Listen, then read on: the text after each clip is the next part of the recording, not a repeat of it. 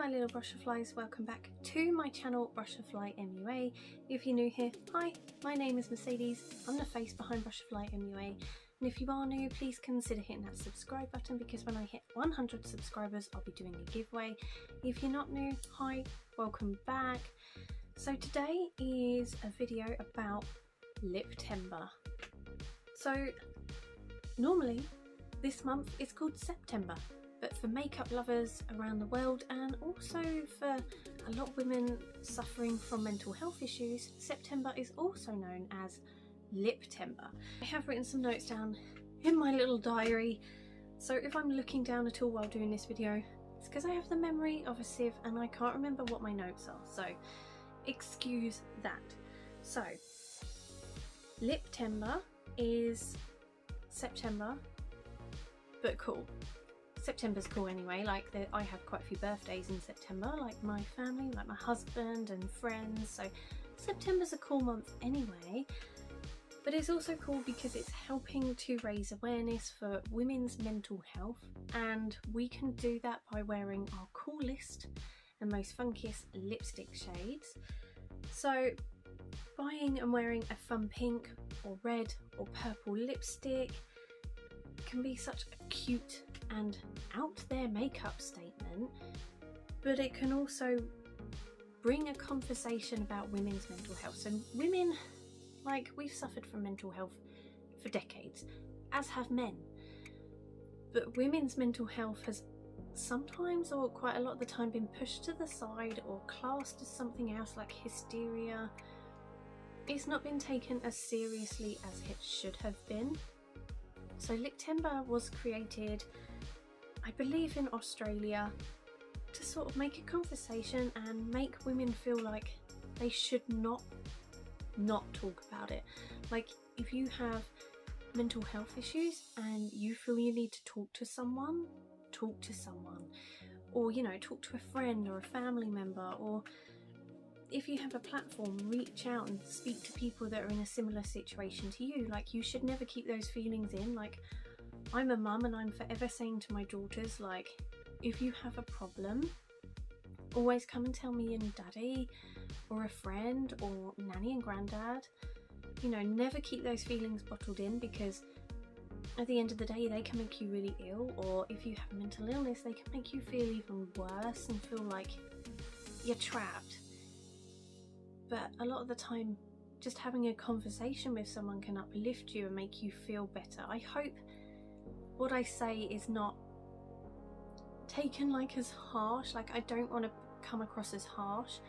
I'm here to raise awareness for it, and it's like something quite close to my heart. So although technically I personally don't suffer with mental health issues as such, like I've not been diagnosed with anything, even sometimes I feel like everything is just too much, it's all getting too much and I can't cope, and then you end up breaking down. And it's like lately, so years ago my husband had an accident. He was run over in a hit and run, and it left him unable to go back to work. It crushed his leg, he's had it rebuilt so many times now, he can't walk very far, which has left me looking after not only the children, but I also look after him and I help him. Like, if he wants to go out, I'm the one that has to take him out. Like, he can't just hop in the car anymore and think, I feel like going fishing. I'm the one that would have to take him, and I would have to carry his wheelbarrow to where he would like to sit. I mean, he can't do that in a minute because the latest operation he's had done, he's just come out of plaster after 3 months being in plaster, and it's been a real struggle. And, you know, like, normally he would do the gardening. That's now my job. I have to mow the grass, and I hate mowing the grass because I'm not good with nature, I'm not good with bugs, and like cleaning the car. So I'm cleaning the house, I'm looking after the children, making sure they have dinner, making sure they're clean, they're fed, they're clothed, and then I have to do the same to him. And it's really upsetting because he was such an independent person, and to have to rely on to me gets him quite upset. So I'm looking at him getting upset, and it's upsetting me, and then it's upsetting him, and it's just such an awful thing because we can't change what happened to him. So you know, I really struggle. I also have endometriosis, so there's times where I'm in pain and he knows I'm in pain and he really wants to help, but he can't help, and I still have to get up and tidy up or cook or take the kids to school, even though I just want to curl up into a ball and just lay on the bed and not speak a word to anyone.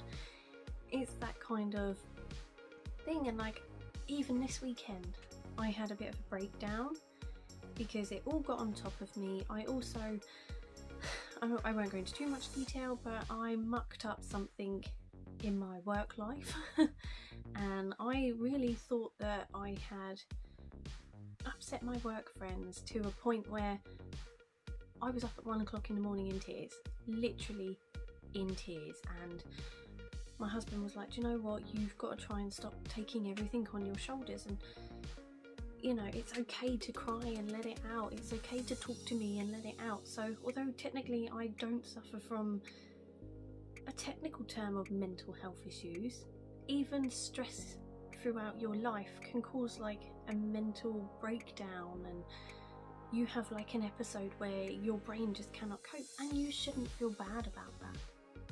There's also, when I had my children, I had a brief moment where I had postnatal depression, which is perfectly normal. So many women suffer from postnatal depression, and I suffered from that for a bit, to the point where I didn't want to see any family, I didn't want to see any friends, I literally just wanted it to be me, my husband, my children, and even then I would push my husband away at points. So, you know, it's good to talk about these things and not always bottle it up. And if you ever feel like you need to talk to someone, you can always comment down below, and if I see it, I will try to message back.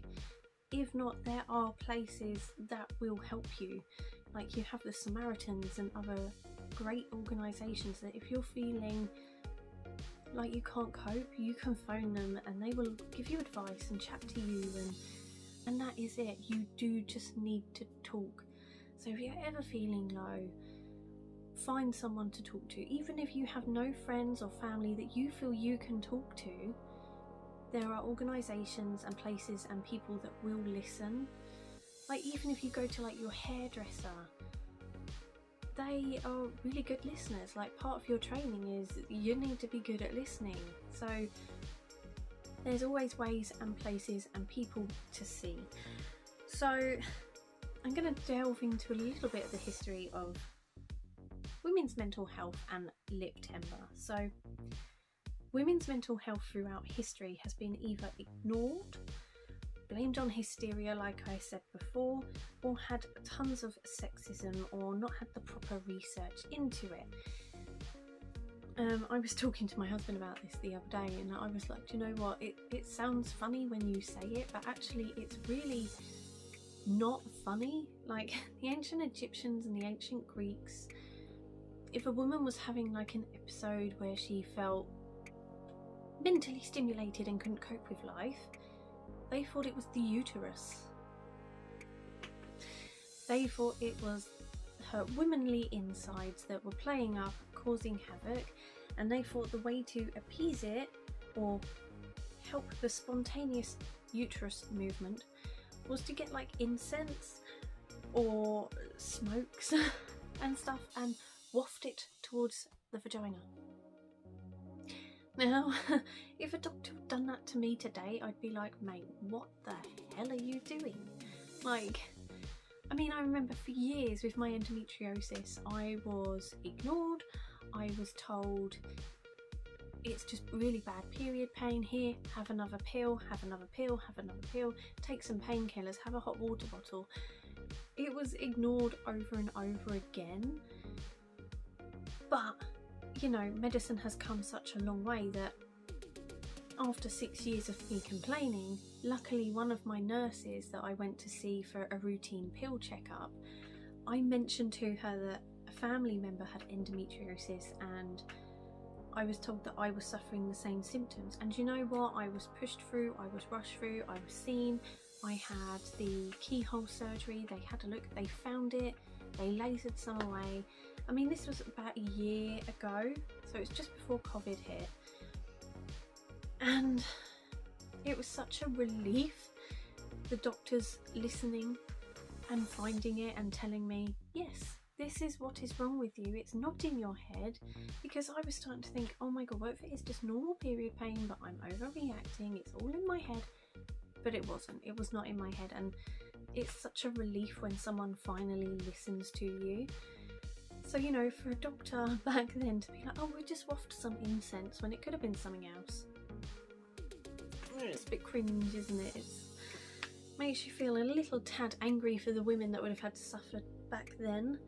But also, you know, medicine has come so far now that they can't really just waft incense at you and say that will banish whatever is in your uterus, demons and all.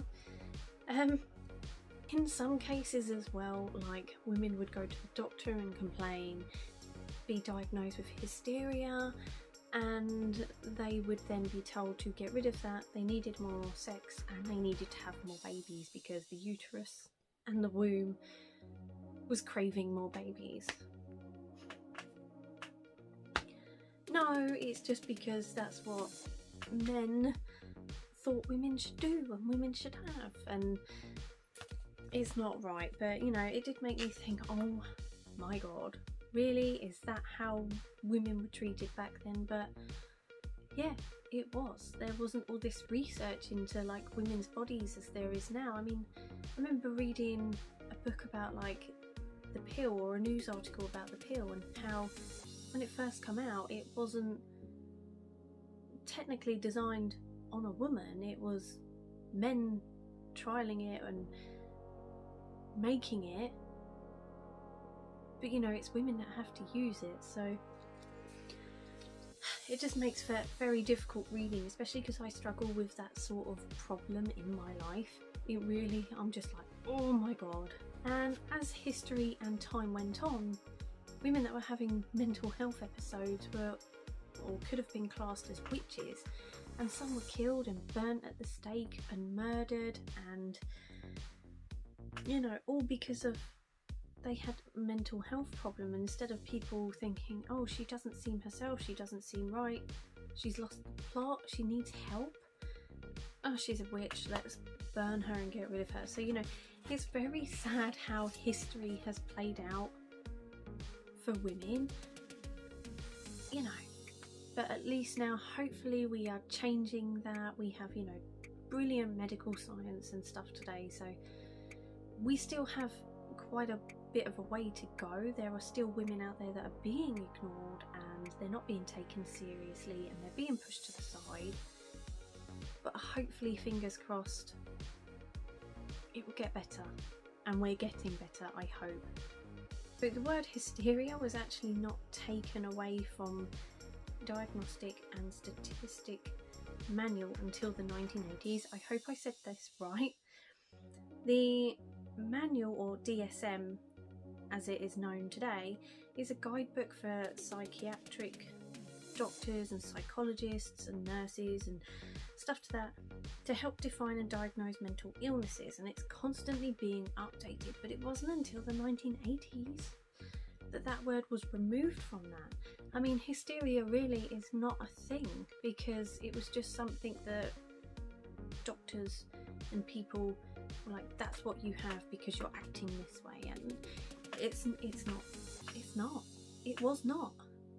So in today's world, women's treatment of mental health is almost equal to men's, but women, especially in some countries, can still be discriminated against or called crazy, or you know, told that it's all in their head. But hopefully, I do really hope that one day doing things like this on social media will help raise awareness, and will get the word out that it's okay for a woman to have a mental health issue or episode, and not to feel bad, and not to feel down, and not to feel alone. And you know, in the hope that people in the medical profession will take him seriously in whatever country, in whatever time zone you are in. I hope that one day, not just women, that men as well, and children, and whatever age, race, gender, religion, anything, you will all be taken seriously, and if you have a health issue, not be told, oh, it's just that. Don't worry, it's just that, it's all in your head, don't worry. Because that is not fair for anyone. You know, with women and being pushed to the side, you know, I know a lot of men that have suffered from mental health issues, but because they're a proud man, they feel like they can't get help. So although this Liptember is for women's mental health, if you are a man watching this and you have mental health problems or issues, or you're feeling down, don't feel like you can't talk to anyone, because you can. Don't let pride get in the way. Yes, you have your manly pride, but if you want to go and talk to a doctor or see someone, no one else has to know. You don't have to tell your best friend that you've been to see the doctor to talk about an issue you're feeling. That's you, that's your private life. You don't have to tell anyone, but as long as you talk to someone and you get the help, or if you have a friend to talk to, then do it. Make sure you help yourself and lift that weight off your shoulders. So who celebrates Liptember? So everyone can celebrate Liptember, but I do believe it began in Australia, and with Liptember, although a lot of people will sort of do videos or like go on social media and do hashtags around different lipsticks and that kind of thing, some people like to raise funds and money for Liptember. So these funds are then sent off to different mental health agencies and organisations that can help people that need it. I'm not doing a fundraiser this year because I've literally just done one for diabetes with my work colleagues, so I kind of feel like it's only the month after. I can't really ask everyone around me to donate again. But if you want to donate something, you can always go to the Liptember website. I will link it down below. So if you feel you want to donate to such a great organisation, you can. You know, but also you can just show your support by wearing a fancy pants lipstick, using the hashtag Liptember and putting it on your social media, and trying to raise a conversation and awareness for women's mental health. So I do have some ideas if you want to celebrate and help raise awareness for Liptember. So obviously it's called Liptember, lipstick. I've mentioned it before in this video. Pop on a bright lipstick, have fun with it, put on your favourite shade of lippy, or maybe it's a shade you're too scared to wear that you've got in your collection you haven't worn before because you're like, that is way too bright for me.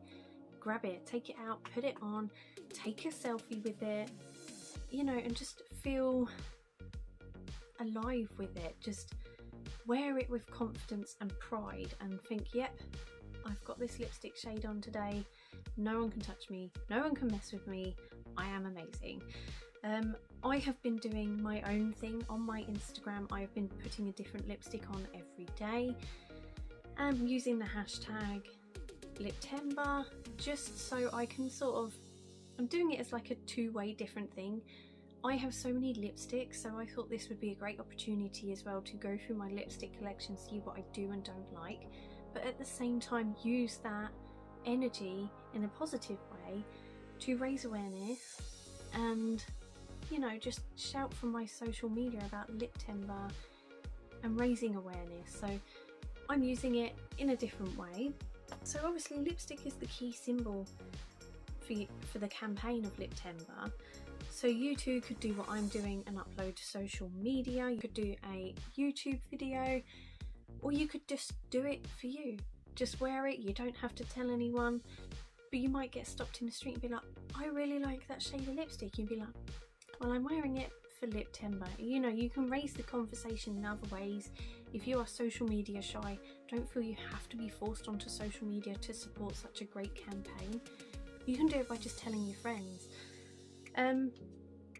Another way to celebrate Liptember is to take care of yourself and your own mental health. So self-care and self-love is not selfish. Taking care of yourself and your own mental health is the one way to keep yourself feeling okay, like you can get on in the world. If you don't take care of yourself, like my husband told me the other night, he was like, if you don't start taking care of yourself, how can you take care of me and the girls? He said, I would love to feel better and know that I could take care of you. I mean, he always has done. Since we've been together, he's always looked after me and my girls.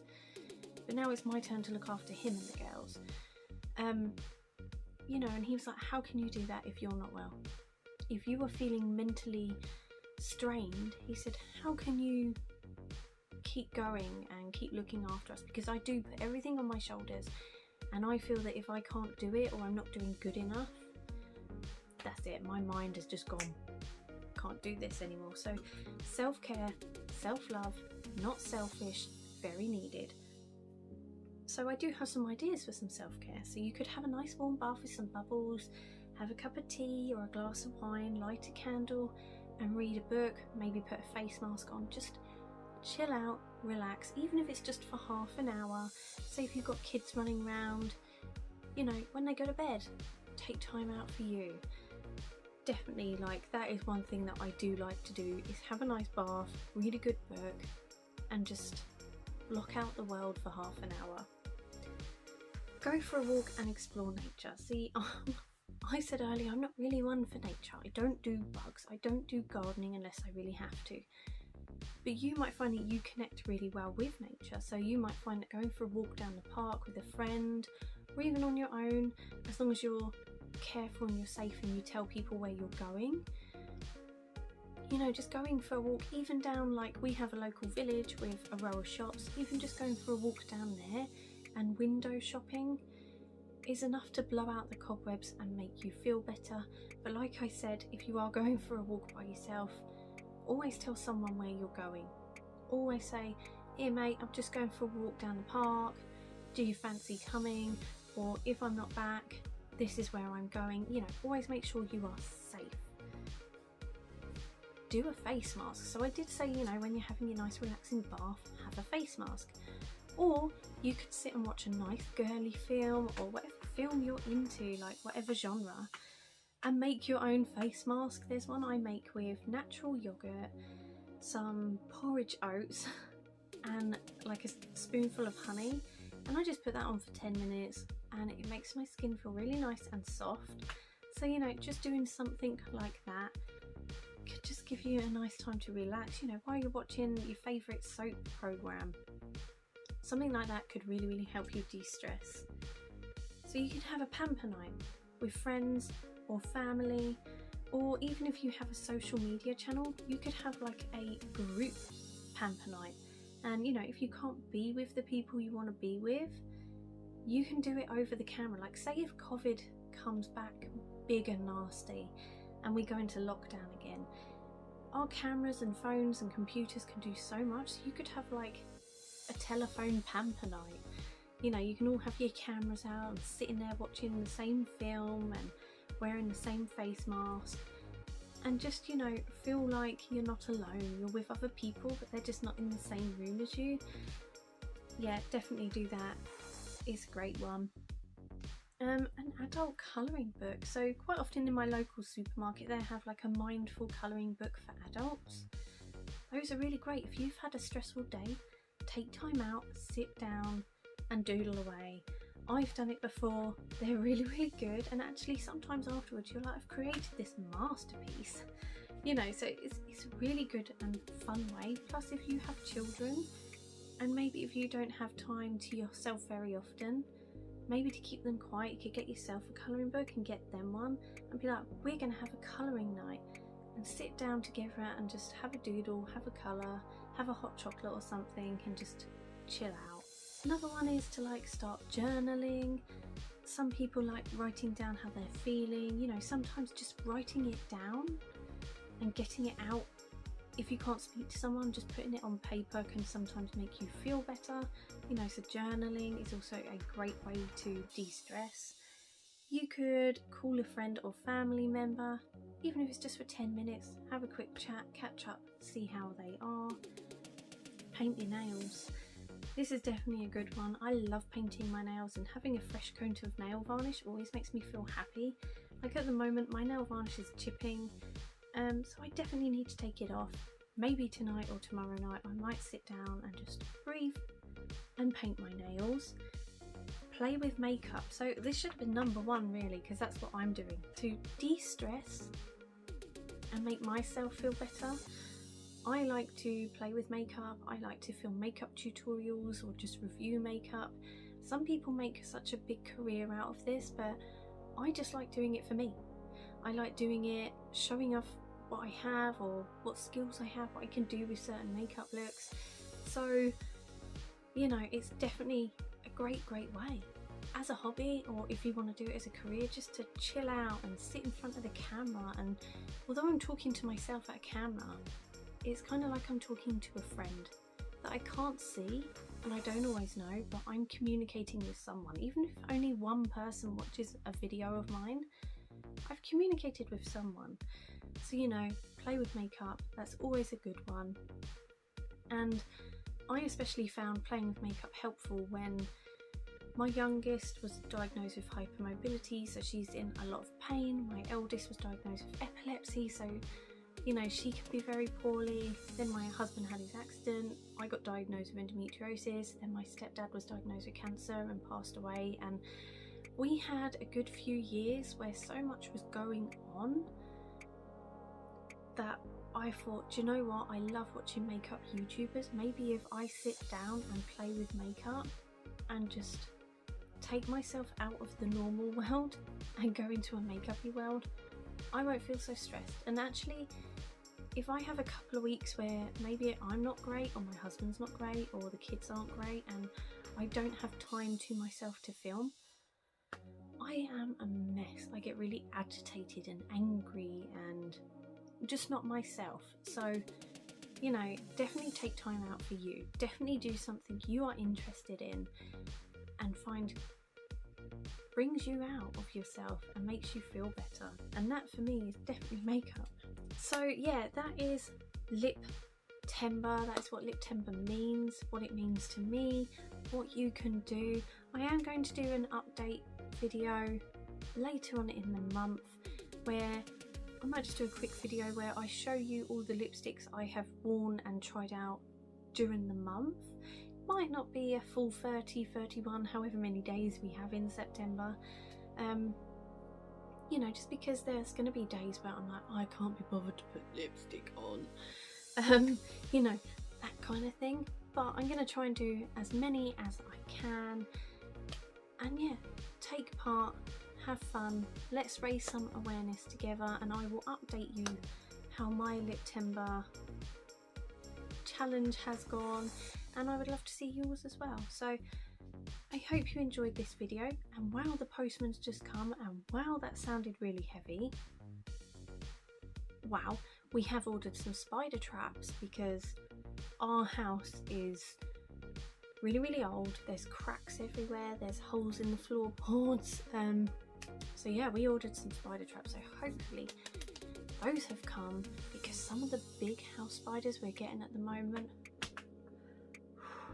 honestly, they make me come out in a sweat. They're so huge, I'm petrified, absolutely petrified. So different tangent, yeah, but yeah, if you enjoyed this, please give it a thumbs up, and I hope I've not missed anything out. But editing mercy again, obviously today was a great day because I've had to jump in while editing a couple of times. So for the Liptember video, the website I used to get a lot of my information from was called National Today, and it is a website where you can search up any day of the year and see what its national day is. So like if it's National Lash Day or National Perfume Day or National Hug a Dog and Eat a Biscuit Day, you'll find it on that website. So yeah, it's National Today. I hope this has helped you in some way, and yeah, feel free to comment down below if you need to, or if you don't want to, you don't have to, but if you would like to, please do. And if not, remember there are always the Samaritans that are out there that help, they listen. So yeah, please look after yourselves and celebrate Liptember in your own way. So take care, and I will speak to you all soon. Bye.